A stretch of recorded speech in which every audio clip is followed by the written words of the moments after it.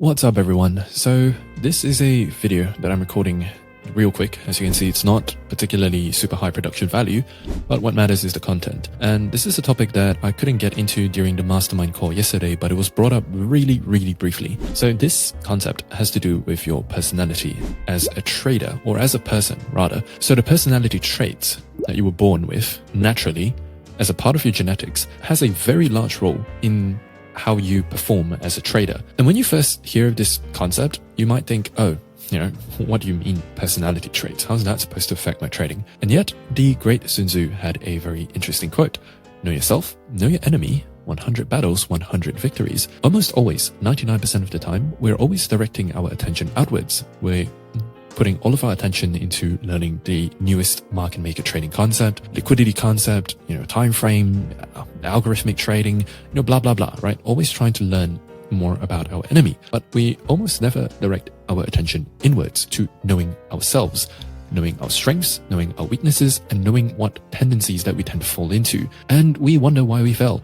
So this, I can speak from experience, understanding how my personality type, right? Just the tendencies that I have as part of my genetics just changed my trading completely. And it allowed me to avoid a lot of the mistakes that I used to be making without even knowing that I was making them because of my personality type. And hopefully with this audio video thing, I can lead you guys to the same conclusion as well, and hopefully unlock more of your inner trader. So for context, I am what is known as an ENTP on the Myers-Briggs. I don't know what TI stands for, but it's this MBTI, right? The Myers-Briggs is a very widely used personality test, and it's generally very accurate at determining, or rather describing, the type of person that you are and describing your strengths, your weaknesses, and your tendencies as a person. So let me explain how this is going to affect your trading. So most people, let me just break down one letter of my MBTI personality type, an ENTP, right? It stands for extrovert, intuition,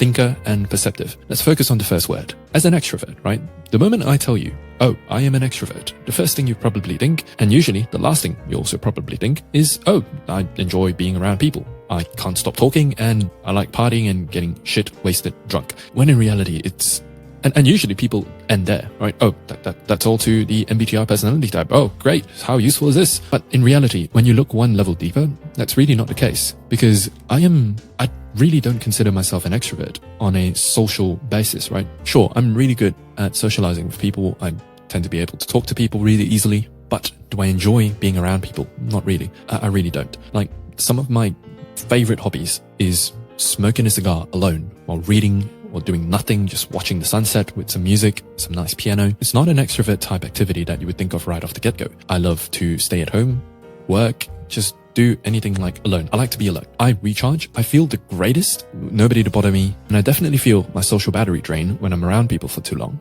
But I am an extrovert on the personality trait. When you look deeper into it, extrovert simply means that I enjoy stimulus, right? We extroverts, we love stimulus. We want lots of stimulus, and this matters more in trading more than you think. To the people that have already, figured out how this affects your trading, great. I'll let you know what are the advantages and what's in fact, two weaknesses that I can think of, right? I know over here I only list one, but there is another weakness. And that is the fact that, because we want the stimulus now, right? We tend to want the result instantly. So getting used to low time frame trading can sometimes be a struggle, and I'll explain why later. But one of the most common problems that extrovert types tend to fall into is overtrading. Now, let me know if you relate to this, but ever since I found trading, it has been probably the most stimulating drug or stimulating activity that I've ever experienced in my life. There is nothing that quite compares to the feeling when you have thousands of dollars on the line and you're watching those numbers go up and down, and you're wondering if you're going to lose a ton of money or if you're going to make a ton of money. If you lose a ton of money, you feel very strongly, right? The stimulus is very strong. You tend to feel bad, right? It's still a feeling. And when we win a ton of money, whoa, that is the greatest feeling in the world.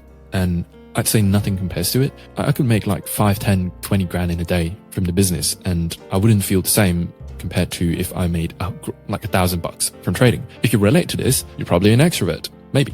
Yeah, maybe. I don't know.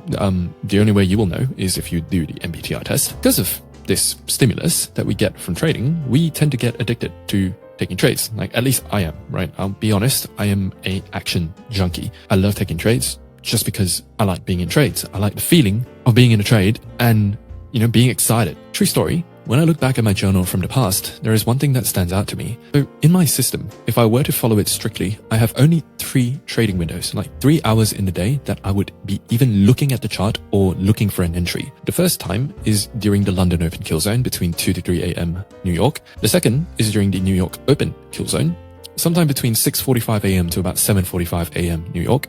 And the third is around 9 a.m. to about 10 a.m. New York-ish, right? Usually it's closer to like 8:45 to like 9:45-ish, but it's roughly around those times. That means that if I were to be following my system, right? Because everyone talks about, oh, you should be disciplined, you should be patient, you should follow your system. And yet why do so many people struggle with it? I'll get into that later and how to not struggle with it, basically. When I look back, basically, I'm only supposed to be trading at those times, and yet in between those times when there was nothing else to do and I was just staring at the chart all day, I would see things that weren't on a chart, right? I would see setups that would form that I thought were good setups, but I shouldn't be taking them because I'm supposed to be following my system. And when I look back at it, some of those have been the worst trades that I've taken, right? They just tend to get stopped out. Even though they look good for a moment, you get stopped out. But again, that is a part of my tendency, right? That is a part of my personality. I like to take trades because it's exciting, right? Win or lose, it doesn't matter. It's exciting. What is the fix, right? And that's proper alternatives. And I couldn't think of a better, term to describe this, but proper alternatives. Get into how you can do this as well. But before we get into that though, let me ask you a question. Why do you think it's so hard for smokers to quit? Is it because they don't know smoking is unhealthy?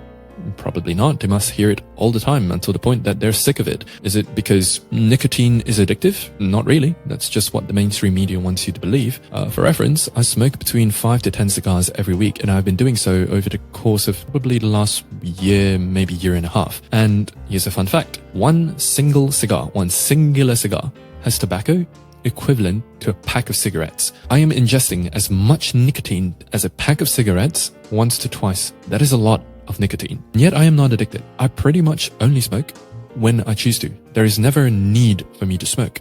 There is never a withdrawal symptom if I don't smoke for 2-3 days. I choose to smoke it and I enjoy myself when I smoke it, but without the cigar, I'm perfectly fine as well. And I regularly go 3 to 4 days of the week without smoking. Nicotine isn't the problem. The problem why cigarette smokers find it so hard to quit is because smoking is a habit that they associate with certain activities. Let me explain, right? These are 3 of the most common, smoker, tendencies or habits or actions. When a smoker finishes a meal, right? That is a cue. That is a cue to have a smoke. When they take a shit, right? There's this concept, there's this notion in the smoker community that having a cigarette with a shit, it makes the shit one of the best shits that you could possibly take.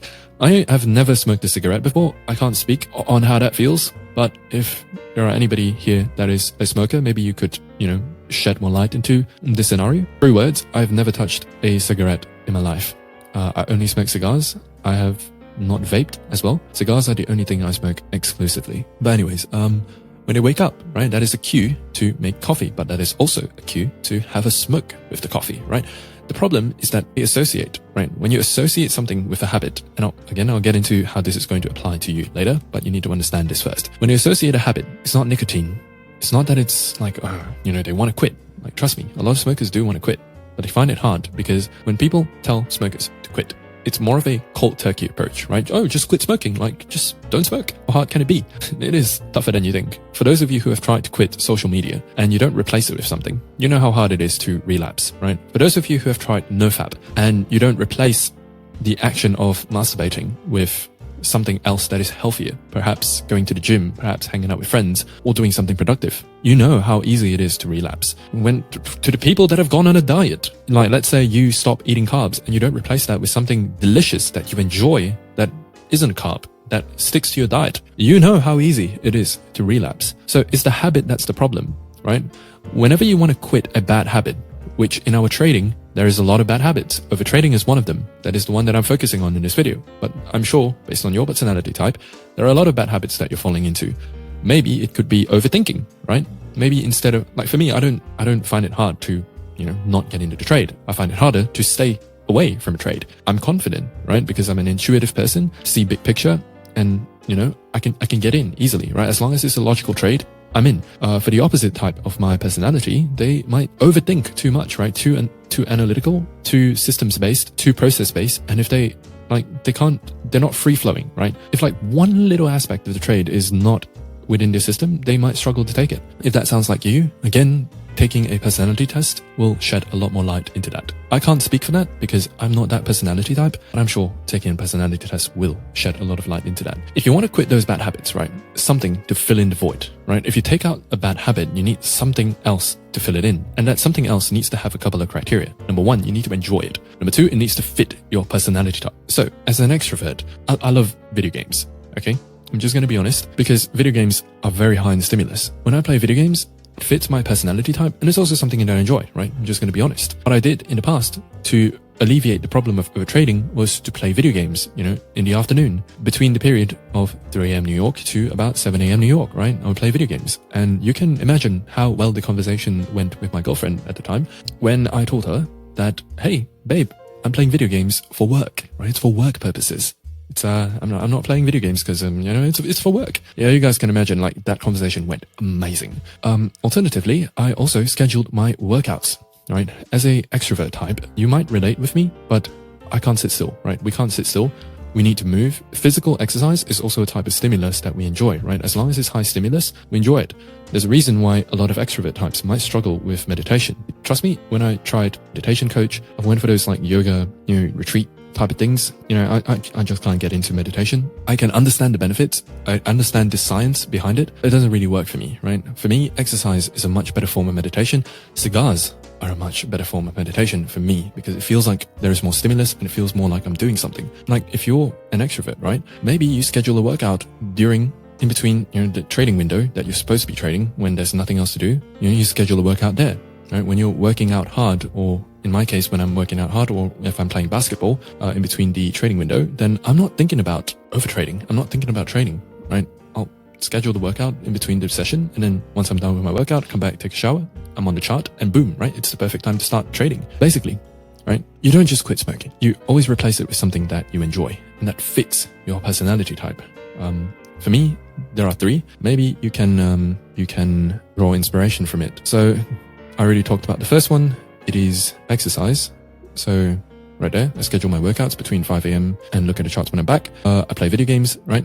Third thing that I do is I do run a business. So The Art of Crypto is a trading education company. When I'm working on the business in the afternoons, I have other things to do than staring at a chart all day. I have meetings. Sometimes I have, this to write, videos to record. I'm not looking at a chart, right? During this entire 20-minute video, I'm not looking at the charts, right? And the more that you can exhaust yourself, right, the better you can be, right? In fact, that leads me on to another point, right? This is just going to be a little bit of a tangent. To those of you who have had puppies, what happens when you don't take the puppy out for a walk or when you don't take it out to play? It wreaks havoc on your house, on the wires, and it just runs around and just messes everything up during the night and it can't sleep. And so in a way, there is a saying that a good puppy is a tired puppy. Same thing applies to, us extroverts. I don't want to say that we're puppies or we're dogs, but a good extrovert is a tired extrovert, right? When we're exhausted, that's good. That's good for trading, especially when trading. We don't want to be like seeking stimulus a lot. That's how we fall into the trap of, watching YouTube videos 3 a.m. at night and not being able to sleep because we want to feel like we're doing something. Whatever you can do to exhaust yourself, to apply stimulus to yourself and while being something that you enjoy and is actually healthy, great. That's going to help you make huge leaps in your trading. One last thing is that it might be tough at the start, right?